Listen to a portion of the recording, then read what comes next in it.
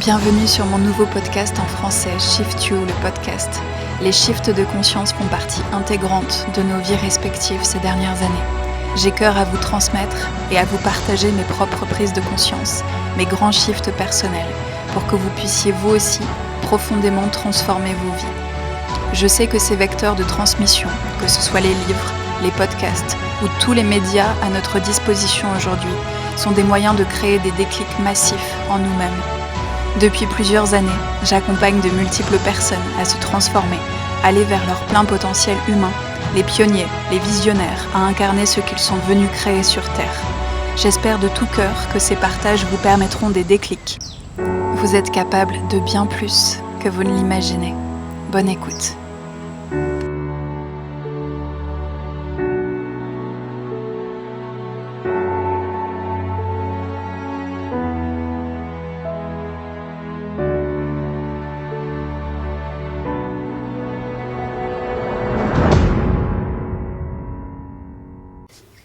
Bienvenue sur ce premier épisode des 11 épisodes des 11 codes quantiques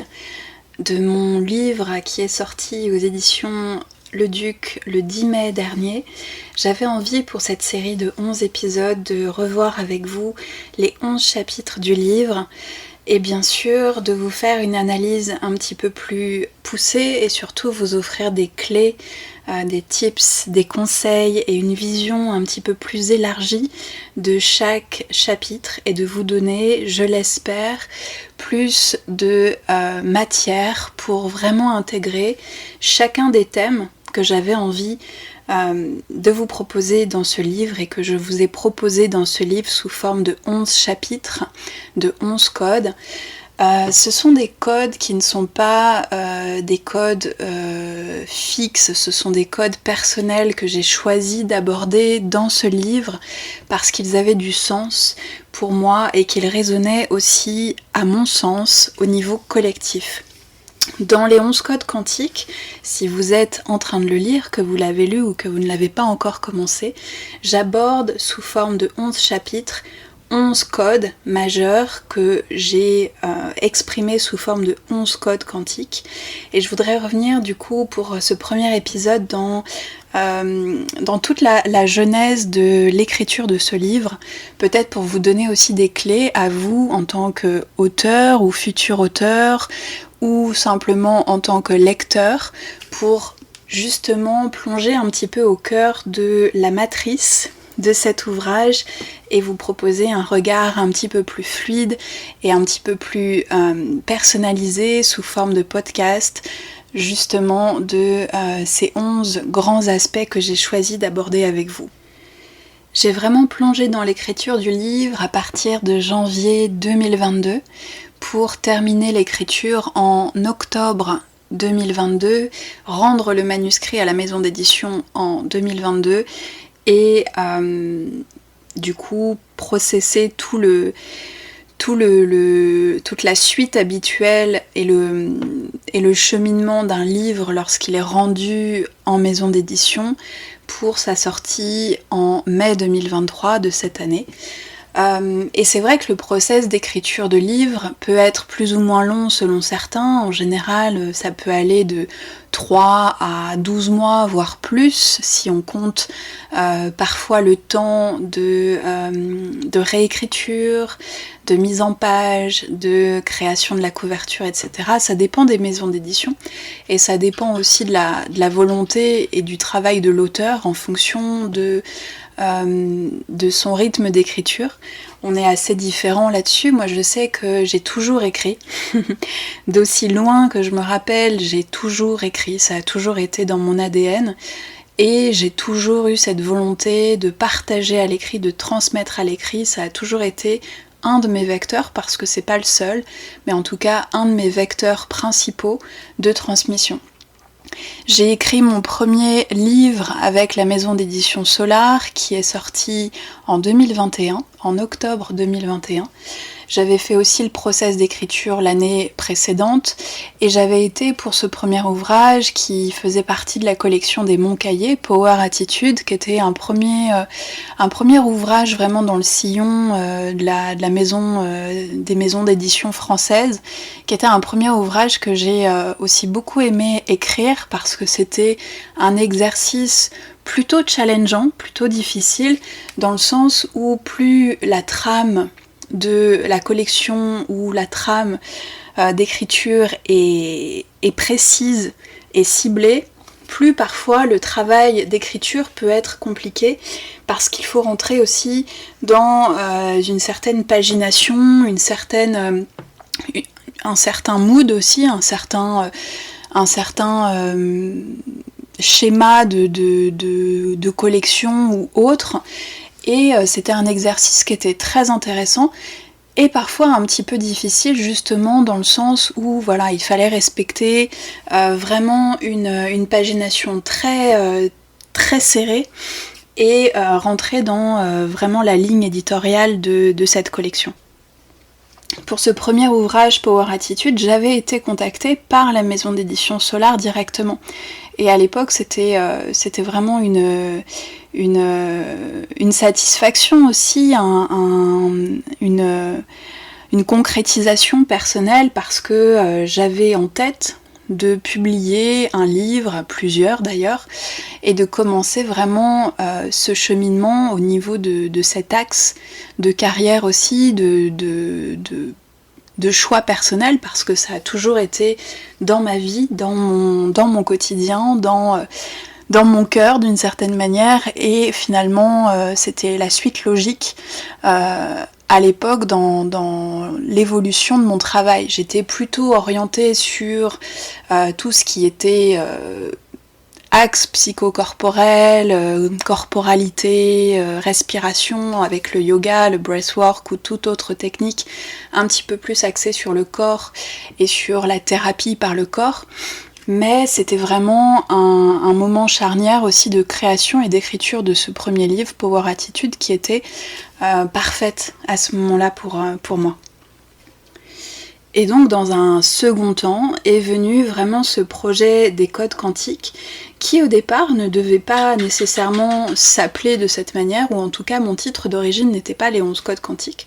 c'était Élixir quantique. Mais c'était un titre que j'avais laissé infuser parce que pour moi c'était vraiment l'idée de vous transmettre cet élixir, ce condensé de connaissances et de pratiques quantiques qui avaient été les miennes et qui sont aussi les miennes aujourd'hui à plein de niveaux dans ma vie, qui ont construit ce que je suis aujourd'hui et qui m'ont permis de comprendre vraiment tout l'aspect multidimensionnel de nos vies, individuelles et collectives. Donc ce projet naissant, je pense un petit peu avant qu'on parte en Roumanie s'y installer pendant quelques mois, 8 mois plus exactement. Et j'ai commencé l'écriture là-bas avec cette volonté de proposer un ouvrage sur le quantique moderne, sur la thérapie quantique, la science quantique moderne d'un point de vue aussi plus féminin, parce que dans le sillon de cette pratique et de cette science, parce qu'on peut vraiment appeler ça une science à proprement parler, même si c'est une science de la vie qui fait partie de notre héritage personnel, collectif et humain, parce que nous sommes littéralement cette science quantique à tous les moments de notre vie.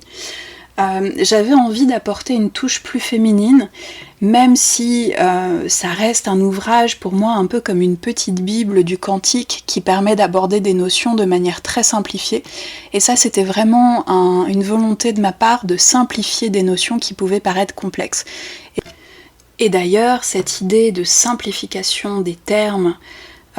qui peuvent sembler complexes a toujours fait partie de mon travail, a toujours fait partie de ma recherche, parce que je pense et je suis convaincue que le fait de compliquer des termes qui devraient être accessibles à tous, de compliquer des notions, de compliquer des compréhensions qui devraient être accessibles à tous, fait partie justement de de cette espèce d'obscurantisme qu'on peut parfois trouver au niveau spirituel avec des termes alambiqués, des choses complexes qui finalement rendent la chose très élitiste. Aujourd'hui, j'ai vraiment cette vision élargie aussi de ce milieu du développement personnel dans lequel je travaille depuis 2016-2017 et de la thérapie plus généralement, du milieu pourquoi pas plus ésotérique, de l'aspect plus métaphysique ou en tout cas du milieu dit spirituel dans lequel nous évoluons pour beaucoup, coach ou accompagnant ou thérapeute et client, patient et élèves de formation ou simplement curieux et touchés par ce milieu du développement spirituel et de la compréhension de la spiritualité moderne. Et je pense que ça, c'est un gros point noir de notre milieu, et c'est pour ça aussi que j'enseigne, et que j'enseigne à des coachs ou des futurs coachs, que j'enseigne à des guides, des futurs accompagnants et des pionniers, des visionnaires, comme j'aime aussi le rappeler, d'accompagner ces pionniers vers une nouvelle façon de coacher eux-mêmes, pour pouvoir finalement sortir un petit peu du côté élitiste, compliqué,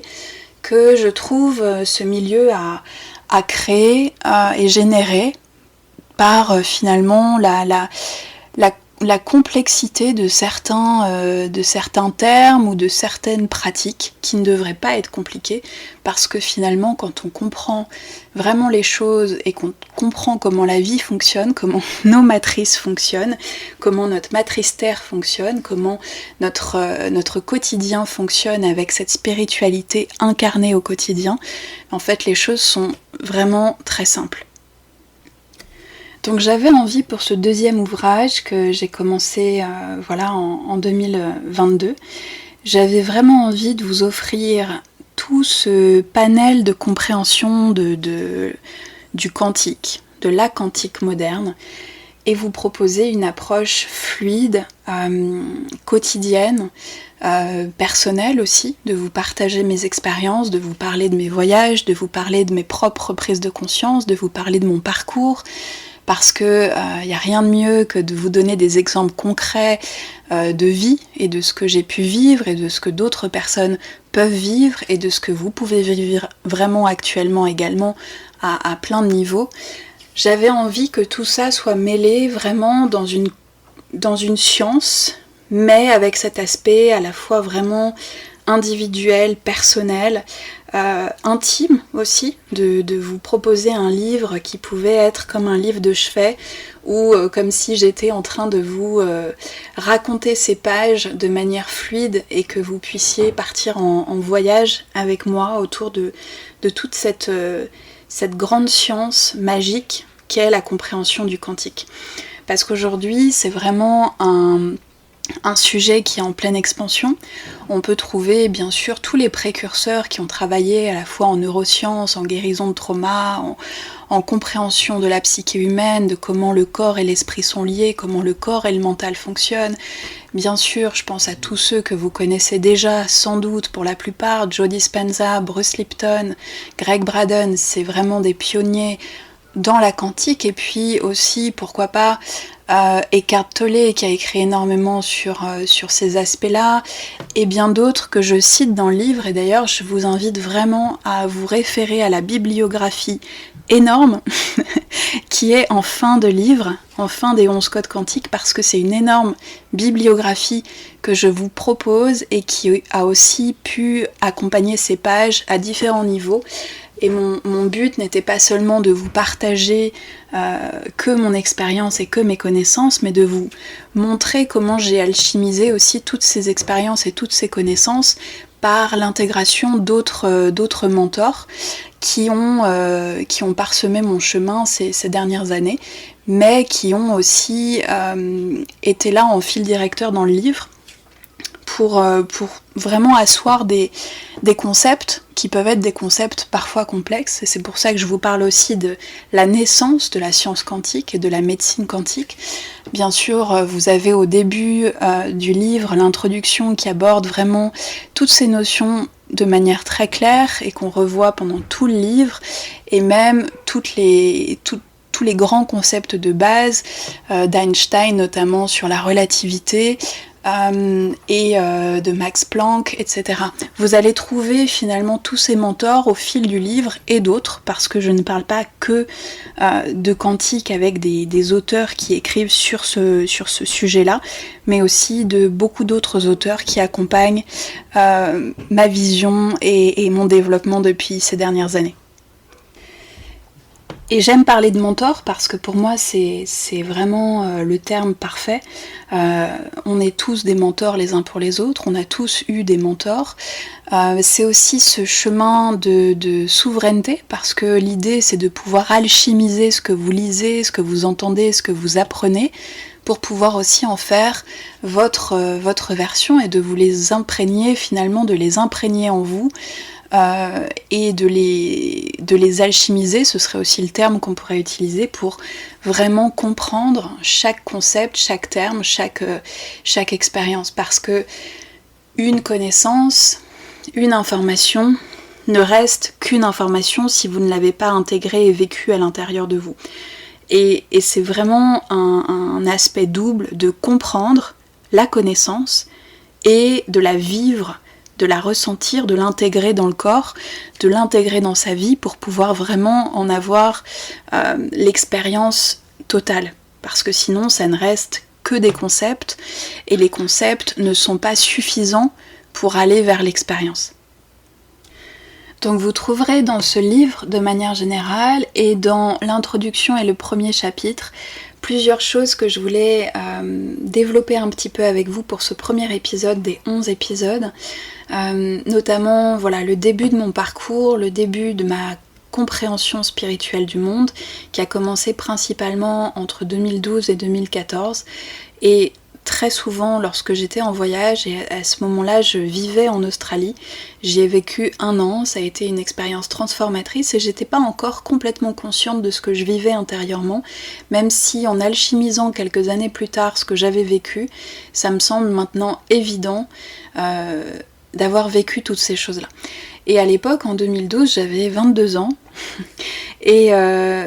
l'expérience de vivre à l'autre bout du monde, de partir de la France, de vivre à l'autre bout du monde, comme voilà, dans un pays comme en Australie, de partir de Paris où je vivais et où je faisais des études de journalisme pour pouvoir finalement vivre une expérience sur le terrain, parce que c'était vraiment l'idée. À l'époque, j'étais étudiante en journalisme et stagiaire, future journaliste, et j'étais partie en Australie pour travailler en tant que journaliste dans différents médias, que ce soit la télé ou la radio ou même la presse écrite. Et j'ai vécu à Sydney pendant 7-8 mois, et j'ai commencé aussi à faire beaucoup d'expériences paranormales à ce moment-là, en tout cas qu'on pourrait appeler paranormal aujourd'hui, mais qui, bien entendu, vous le savez pour la plupart, n'ont rien d'anormal. Parce que ces expériences dites paranormales, ce monde invisible qui fait partie de nous, a toujours été là et a toujours fait partie de notre héritage. La seule chose qui nous empêchait de le voir, c'est ce voile illusoire de notre matrice Terre 3D qui nous faisait penser que ces choses-là non visibles, en tout cas par les yeux humains, n'étaient pas réelles. Mais à l'époque, c'est vraiment comme ça que je le vivais. J'étais même un peu considérée comme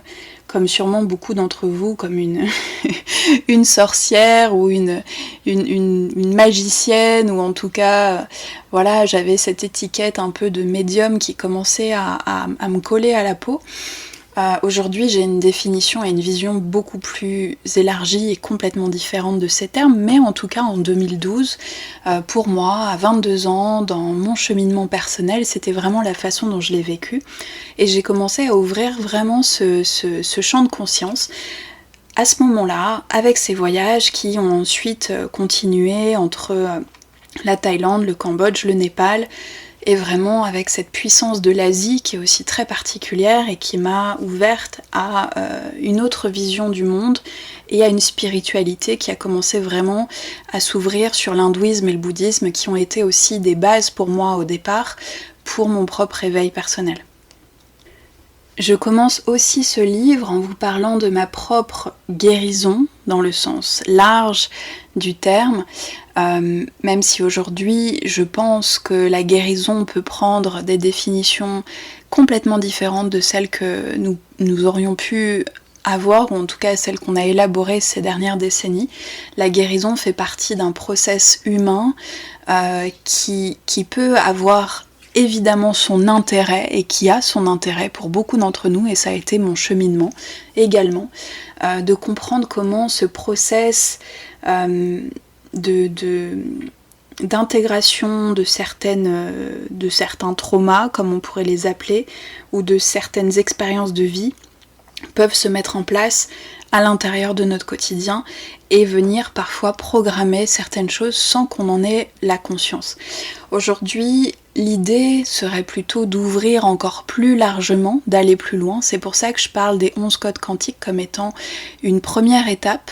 une première marche et une petite bible de la compréhension du quantique et de l'aspect multidimensionnel de la vie, parce que les choses sont encore plus grandes, plus vastes, quand on commence à sortir de toutes les idées préconçues de ce milieu thérapeutique et spirituel qui sont parfois aussi devenues trop lourdes et trop contraignantes pour beaucoup d'entre nous.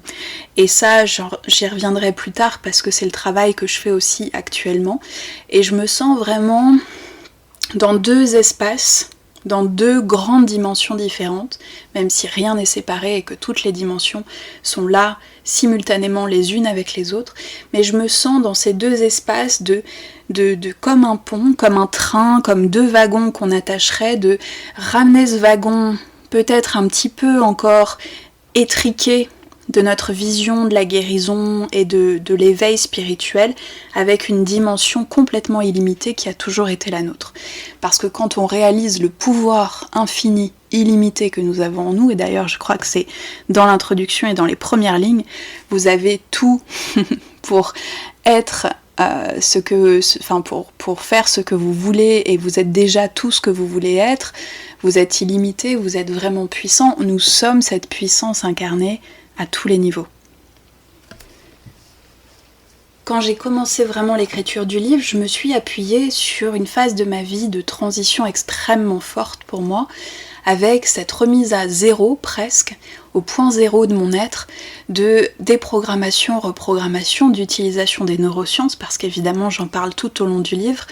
pour pouvoir me remettre dans un état presque initial, de ce que je souhaitais expérimenter en tant qu'être humain et ce qui est finalement, je crois, notre recherche à tous. On cherche cet état de béatitude, de plaisir, de présence, de fluidité. Qu'on s'en rende compte ou non, je crois qu'on cherche tous cette paix intérieure de manière complètement différente pour certains et certaines, mais nous recherchons cette paix qui a toujours déjà été en nous. Donc ce livre arrive aussi à un moment collectif charnière parce qu'on vit des choses collectivement extrêmement intenses depuis ces 3-4 dernières années, au niveau gouvernemental, au niveau des consciences, au niveau médical, au niveau de la compréhension de la vie, au niveau du choix de vie que certains font. On est dans un déconditionnement déjà au niveau collectif.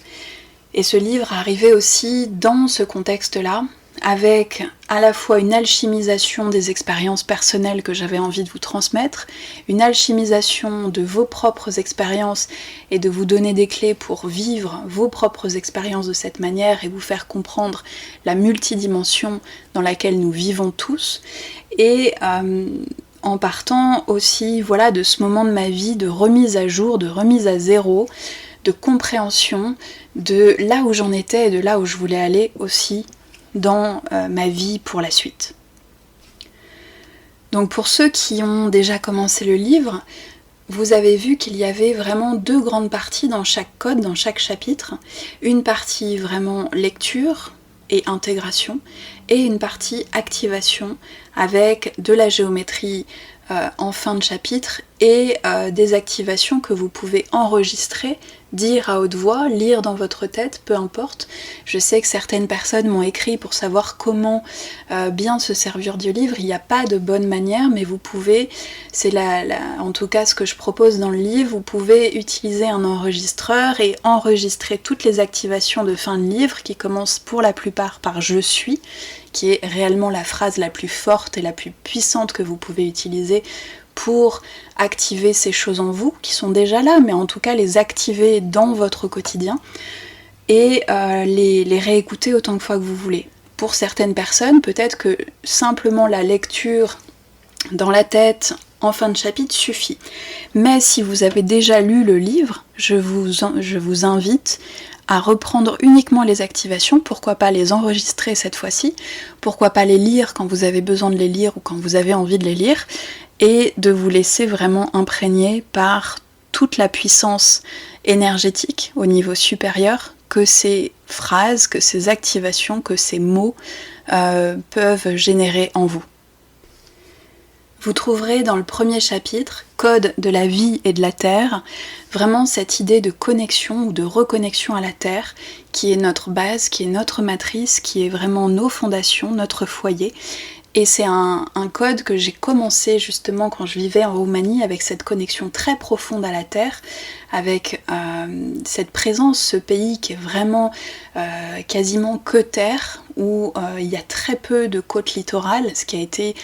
parfois difficile pour moi parce que j'ai toujours eu la présence de la mer, la présence de l'eau, et la Roumanie a été une terre extrêmement terreuse, pour le coup, extrêmement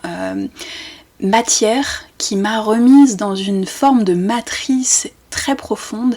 avec beaucoup de reconnexion quasiment cellulaire avec cette terre puissante, ce pays, et puis surtout de me replonger aussi dans certaines expériences avec la terre que j'avais pu vivre quelques années plus tôt, notamment en Australie. La terre, évidemment, c'est un axe majeur dans nos vies, parce que nous sommes sur Terre, nous avons grandi sur Terre, nous sommes nés sur Terre, nous avons évolué sur Terre, et elle est avec nous à chaque seconde, selon là où nous nous trouvons, dans quel pays, dans quelle ville. Est-ce que c'est plus en ville, plus à la montagne, est-ce que c'est plus en nature, est-ce que c'est plus terre, feu, eau, y a toutes ces notions d'éléments aussi qui sont là présentes avec nous, et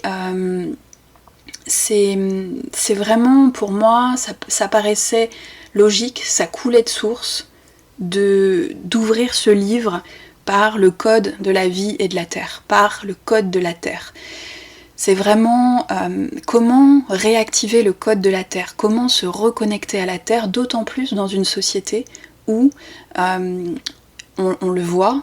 on a cette déconnexion à la terre qui est de plus en plus grande. Et paradoxalement, et comme tout et son contraire fonctionne de pair, et comme quand on tire un élastique, ça va à la fois très loin dans un sens et très loin dans le sens opposé, on a à la fois une société où les gens se retrouvent très déconnectés de la terre, et une société où, naturellement, les gens ont envie de s'en rapprocher de nouveau. Et comme j'ai élaboré tous ces chapitres de manière extrêmement fluide et de manière extrêmement intuitive, connectée avec cet esprit qui coulait en moi et qui me faisait écrire les chapitres en même temps que j'écrivais finalement la suite dans ma tête,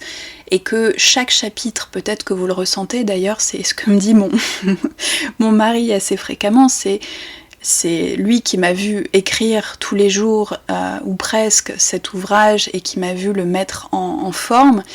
Il m'a dit, mais tu l'as écrit avec une telle fluidité que, évidemment,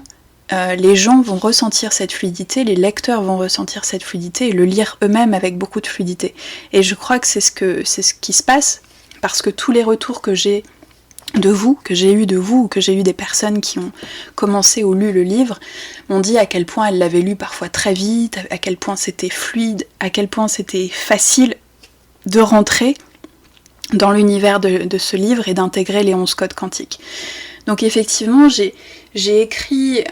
élaboré ce chapitre de manière extrêmement intuitive. Le code de la Terre est venu en premier, et il m'apparaissait évident que c'était un thème majeur pour nous dans notre société aujourd'hui. Et je pense que ça semble évident pour vous aussi en tant que lecteur, parce que le fait de plonger dans cette connexion à la Terre, ou en tout cas de remettre de la conscience dessus, parce que on ne peut pas faire autrement que de savoir qu'on est sur Terre, évidemment. On se réveille le matin, on est sur Terre, on se couche le soir, on est sur Terre, toute la journée on est sur Terre, on expérimente cette dimension sur Terre, qui est notre dimension d'incarnation à ce niveau-là, de notre âme, de notre esprit. En tout cas, c'est celle qu'on a choisi d'expérimenter depuis ce prisme de conscience. Et la Terre a tellement de magie, tellement de secrets, tellement de choses à nous apporter que quand on écoute vraiment son chant, quand on écoute vraiment son énergie, on a déjà énormément de réponses dans quasiment tous les grands domaines de questionnement de notre vie et nos grands axes de vie humaine, collective. Donc c'est vrai que le code de la Terre, ça venait comme une évidence, déjà dans un premier temps pour nous rappeler l'importance de cette connexion à la Terre, peut-être de nous permettre de remettre de la conscience, pour ceux qui cherchent aussi un mode de vie plus conscient et plus connecté à la Terre, nous permettre de voir aussi à quel point on avait pu s'en déconnecter, et ça a été mon cas comme beaucoup, et j'en avais presque peur, j'avais presque peur de cette nature, de cette terre, de cette puissance qui me rappelait finalement la mienne, la nôtre à tous, et ça j'en avais pas conscience quand j'étais par exemple en Australie, et j'en parle dans le livre, de ces expériences de connexion à la terre où finalement j'ai commencé ma pratique de la méditation et de la transcendance. Parce que quand on est connecté à cette terre, on est facilement dans cet état de méditation, cet état méditatif, pour être vraiment en symbiose avec elle. Et on le voit aujourd'hui à plein de niveaux, à quel point dans notre société, cette terre a pu être meurtrie. Et encore une fois, je ne dépeins pas l'homme comme un dangereux animal. C'est pas du tout la vision que j'ai de la vie ou que j'ai de l'humanité de manière générale. Au contraire, mais je pense qu'effectivement, par l'ignorance des hommes, par l'ignorance de l'humanité, par l'ignorance de ses racines et de cette connexion à notre terre, on a créé exactement cette matrice lourde dans laquelle nous vivons aujourd'hui. Et c'est pour ça que je suis persuadée qu'on est en train de se réouvrir à la terre, et on le voit au niveau matériel, puisque création d'éco-villages, création de communautés, déplacements, déménagements, des gens vont retrouver cette connexion à la terre, des gens s'éloignent des villes, des gens font des métiers les mains dans la terre, et on est vraiment en train de réouvrir cette conscience qui a toujours été la nôtre. Donc je vous invite de nouveau à travers ce partage, ce podcast, à travers le premier chapitre, à travers le code de la terre, de vous questionner peut-être sur votre relation à la Terre aujourd'hui. Elle peut changer, elle sera peut-être pas la même demain ou dans un mois, mais questionnez-vous sur votre rapport à la Terre. Comment est-ce que c'était pour vous jusqu'à présent? Comment est-ce que c'est aujourd'hui? Qu'est-ce que vous voyez aujourd'hui? Est-ce que vous avez envie de changer votre relation à la Terre? Est-ce qu'il y a un lieu dans lequel vous vous sentiriez mieux? Est-ce qu'il y a un lieu que vous avez envie de découvrir? Est-ce que vous avez besoin d'autre chose? C'est aussi toutes ces questions-là, c'est aussi notre appartenance, notre présence et notre incarnation. On est sur cette terre en symbiose avec elle, et c'est important de suivre le flot, suivre le mouvement de cette terre qui vous amène quelque part à certains moments de votre vie. Et je ne crois pas à la manifestation manufacturée ou la manifestation orchestrée ou difficile, je crois à une manifestation totalement divine et naturelle. Le simple fait d'écouter la Terre, de vous écouter au niveau intuitif, va vous permettre d'avoir toutes les réponses et de savoir si oui ou non vous êtes bien au bon endroit pour vous. Si vous avez besoin d'un changement, vous allez le sentir. Ça ne veut pas dire que si vous êtes mal quelque part, c'est forcément une mauvaise chose. Il y a quelque chose à en tirer, il y a une expérience, il y a un enseignement. Parce que toutes les expériences que vous vivez sont parfaites pour vous. Et si vous vivez quelque chose de complexe, l'idée c'est plutôt de l'intégrer, de l'alchimiser, d'aller en profondeur dans ce que vous vivez, de vous poser les bonnes questions et de prendre ensuite les initiatives. Le reste va suivre. Vous avez tout qui est là. Et c'est vraiment aussi cette idée dans l'ouvrage et dans mon accompagnement et dans mes transmissions et dans mes enseignements, quand j'accompagne mes clients, que ce soit en individuel ou en formation pour les groupes, c'est vraiment cette idée de suivre ce courant, suivre cet appel et vous questionner pour laisser les choses se faire divinement parce que tout est déjà fait pour vous, tout est déjà fait pour nous, par nous, à travers nous. Et ça, c'est la magie qui vient s'ouvrir après la connaissance de ces bases multidimensionnelles. Parce que il faut comprendre comment les dimensions fonctionnent, comment la vie fonctionne, comment tout est orchestré pour pouvoir évidemment expérimenter l'expérience que vous êtes venu expérimenter.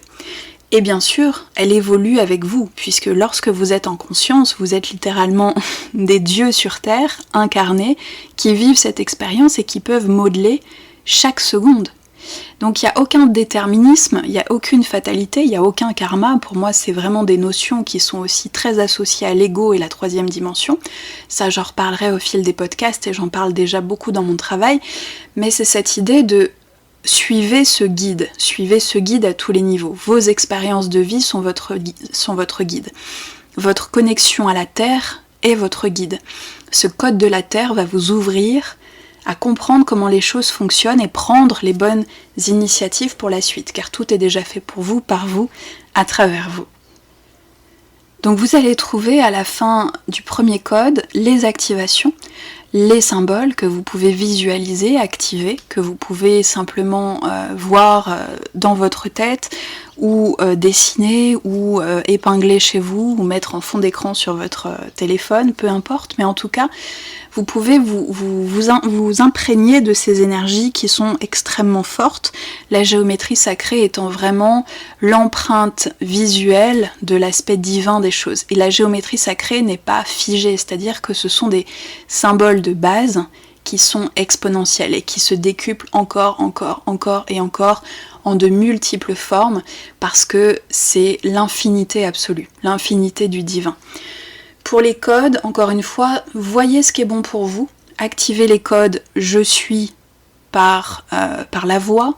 par l'intégration de lecture, ou enregistrez-vous et réécoutez-vous. Je sais que c'est très très efficace et c'est pas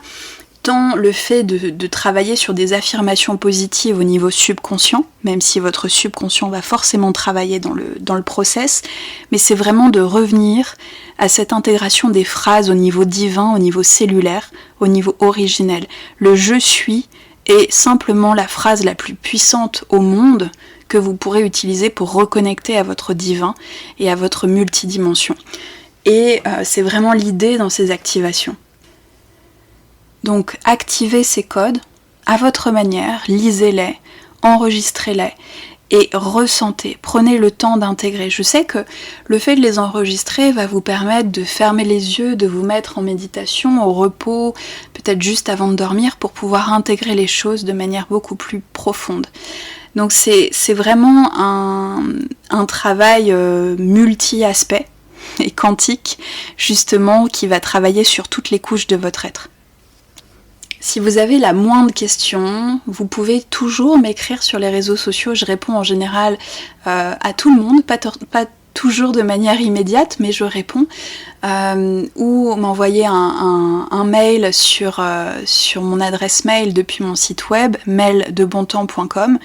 mel2bontemps.com, ou sur les réseaux Mail de Bontemps, ou par mail contact@maildebontemps.com. Et c'est vraiment toujours un plaisir de recevoir vos messages parce que déjà depuis sa sortie le 10 mai, j'ai reçu beaucoup de messages, de questionnements, de remerciements, de partage de chaque code, etc. Et c'est beau parce que c'était vraiment ma volonté et je l'ai infusé dans ce livre. D'ailleurs, beaucoup d'entre vous m'ont dit que simplement le fait de toucher le livre et de l'avoir dans les mains, c'était une énergie très puissante et je suis très heureuse parce que c'était vraiment l'idée, que ce soit un beau livre de chevet ou un beau livre à mettre dans sa bibliothèque, à garder dans son sac, à avoir dans les mains et que cette énergie soit déjà présente, même sans l'avoir lu, même sans l'avoir commencé. Et c'est vraiment ce que vous m'avez fait comme retour, donc pour ça je suis très heureuse. Et vraiment l'idée d'interactivité de cet aspect ludique d'écriture de cet ouvrage, de partage de cet ouvrage, de transmission au monde, et de pouvoir ensuite continuer à s'éveiller, à s'ouvrir, à grandir ensemble par vos partages et par nos réponses respectives. C'est vraiment une volonté, c'était une volonté aussi de ma part dans cette aventure.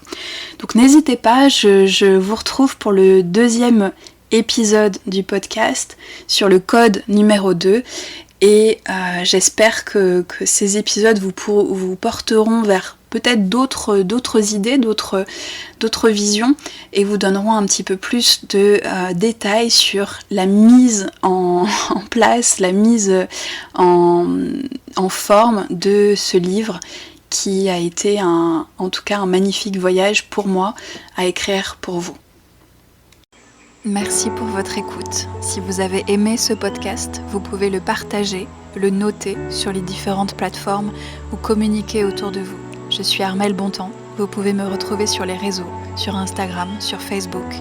Mel de Bontemps, et sur mon site web meldebontemps.com.